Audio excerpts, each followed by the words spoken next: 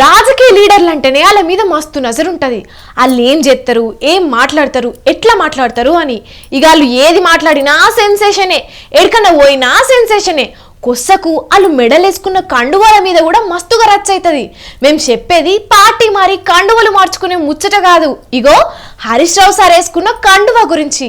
మరిగా కండువా సంగతి ఏందో గీ ముచ్చట చూసి స్ఫురా కలుసుకుని రాపోర్రి.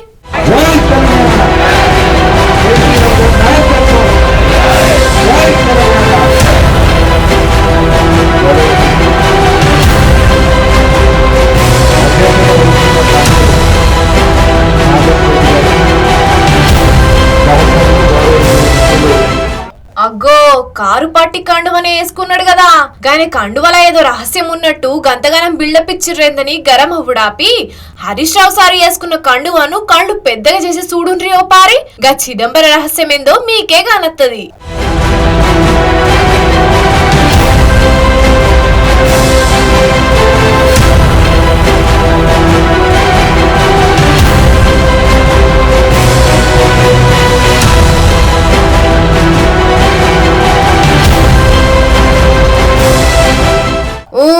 ఇప్పుడు కానొచ్చిందా టిఆర్ఎస్ అని ఉన్నది హరీష్ రావు సార్ కప్పుకున్న కండువ మీద.